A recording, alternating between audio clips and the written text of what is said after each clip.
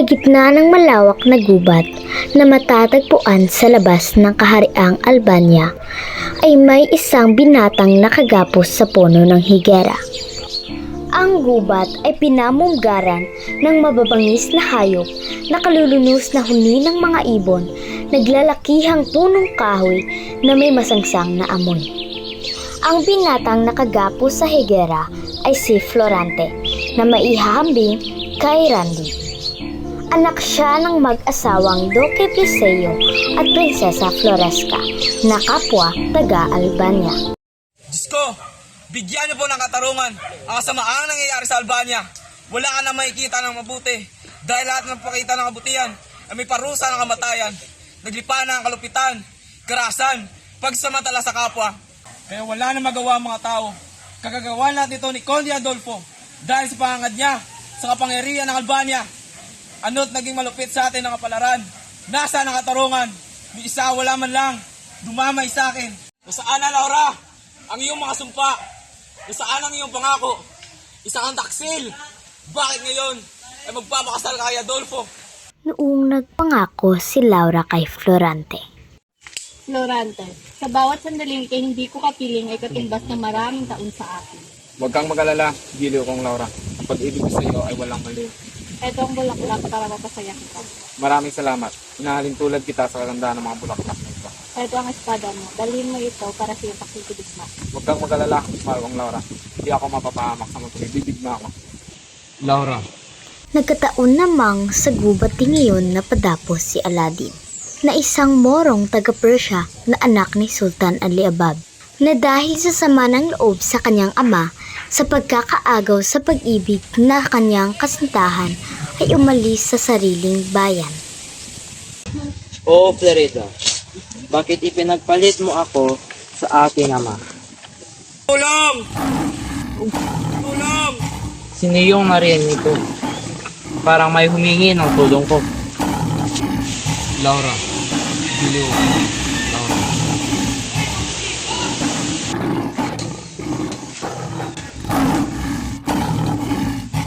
Leon!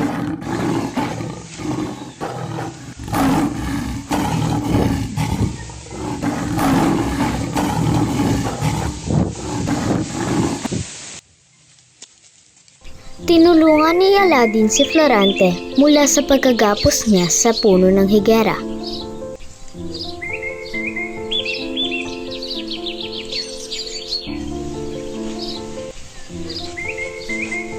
Dito ka muna, kaibigan.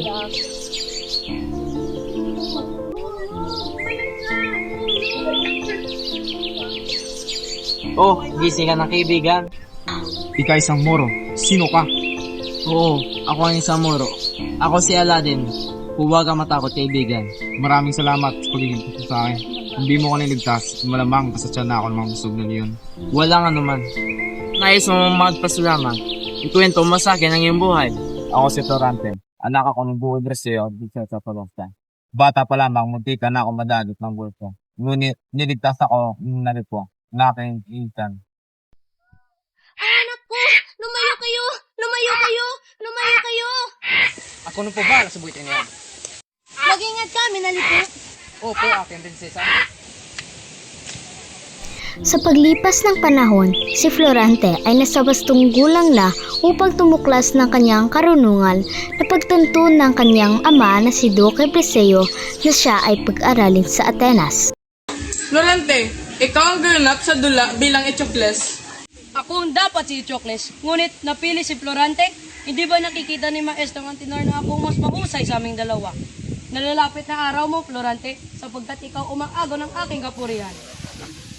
Ikaw umagaw ng aking kapurihan, dapat mamatay ka! Mamatay ka! Tama yan, Adolfo. Isa ka baliw. Kundi dahil sa iyo, Minandro, na malamang isa na akong bangkay. Pero mula noon, yung kaaway na kami ni Adolfo. Nandito na ako, Florante. Hindi kita hayaan taksil ka ni Adolfo. Sa Atenas natutunan ni Florante ang filosofiya, matematika at sining nagdigmaan. Doon din niya naranasan ang inggit at pagtataksil. Sa kanyang pagsalaysay, bumalik sa alaala ni Florante ang pag-uwi sa Albania. Florante, nakakalungkot ang balita. ngunit pumanaw ng iyong ina. Hindi maaari. Wala ng aking minamahal na ina. Ramay ako, kaibigan. Bumalik si Florante sa Albania upang muling harapin ang kanyang kapalaran. Mabuti at niririto ka, Florante. Ikaw na ang hira ng hukbo. Anak, ipakita mo yung tapang at katarungan. Ikisig na binata. Laura, mula nang ikay makilala, hindi ko mapawi ang damdamin ko. Iniibig kita. Florante, ang iyong tapang ay kahanga-hanga. Ngunit bago pa man sila makapagtapat ng lubos, dumating ang balita ng digmaan. Kinabukasan, handa na ang hukbo ni Florante para sa Crotona, kasama niya si Menandro. Menandro, ito na ang sandali. Iyan ang Crotona. Kailangan na ipagtanggol ang bayan. Gawin natin bigla ang pagsalakay upang malito ang kalaban. Sugod mga kasama! Sa marahas na pagdaluho ni na Florante at Menandro, nagulo ang mga Moro. At sa gitna ng laban, nagharap sina Florante at Osmalik. Ako bang hinahanap mo? Magkapatatag ka na, mayabang general. Ikaw pa lang, Osmalik. Subukan mo ang tapang ng Albania. Ito ang nababagay sa iyo. Ito ang wakas mo, Osmalik. Bumagsak si Osmalik, natalo ng tapang ni Florante. Tumakas ang iba, Florante. Nagtagumpay tayo. Salamat sa batala. Tagumpay ang Albania. Florante, iligtas po kami. Ang buong kaharian ay nasa kamay na ng kalaban. Huwag kang mag-alala, Laura. Mga kawal, magsiyanda. Lulusubin natin ang palasyo upang mapalayas ang ari at ang aking ama. Sa tapang ni Florante, muling napalaya ang Albania. Ngunit sa likod ng pagtatagumpay, may lihim na pagtataksil na nagkukubli. Sa lihim na plano, ipinakulong si Florante. Ang dating kaibigan, ngayon naging taksil. Anong ibig sabihin nito? Bakit ako kinukulong? Florante, tapos ng iyong kapangyarihan, ako nang hari ng Albania. Adolfo, kaibigan kita noon. Bakit mo ako pinagtaksilan? Kaibigan? Hindi. Tagal na kitang kinamumuhian. Pinugutan ko si Aring Liceo at ang iyong ama. Isa kang taksil. Wala kang puso. Iginapo si Florante sa gubat at iniwan upang mamatay. Bitiwan niyo ako. Saan niyo ako dadalhin?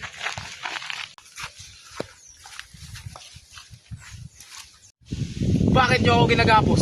Pasensya, Florante. Itong utos ng aming bagong hari na si Adolfo. At hindi magtagal ay papakasal sila ni Prinsesa Laura. Ano? Kailangan niyo ako. Matutunayan ko na di karapat-dapat na mamuno si Adolfo. Lumayo ka! Wala akong gusto sa'yo! Manahimik ka! Tulong! Lumayo ka! Tulong! Ikaw ay akin na ngayon. Lumayo ka! Sino yun? Lumayo ka!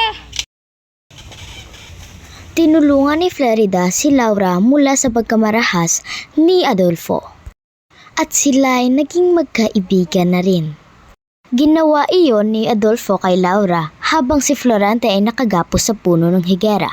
Ngunit sa oras ng mapanganib, muling dumating si Aladdin. At doon natatapos ang aking kwento kung bakit ako napadpad dito.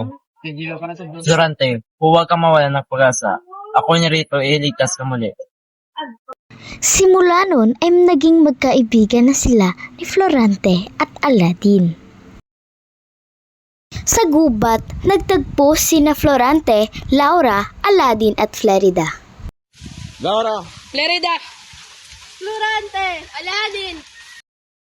Laura, ikaw ay ligtas. Florante, sa wakas ikay aking nakita. Akala ko hindi nakita makikita pa. Oo, naligtas si Laura guys. Hindi ko siyang inaantaktan. Florida, utang sa'yo ang aking buhay. Florante, sa ating pagkakaibigan ay natupuan ko rin ang ating kapayapaan. Aladdin, sa kabila ng ating pagkakaiba, ikaw ay naging tunay na kaibigan. Florante, itinipon ko na ang mga kawal upang iligtas ka. Handa kami sumuporta sa iyo. Sa kanilang pagkakaisa, nagbunga ang tagumpay laban sa taksil.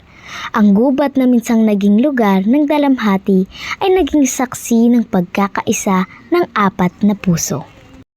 Ang katapusan. Natalo si Adolfo, bumalik sa Albania ang lahat. Ang bayan ay muling nagdiwang. Mabuhay sina Florante at Laura! Mabuhay sina Aladdin at Florida!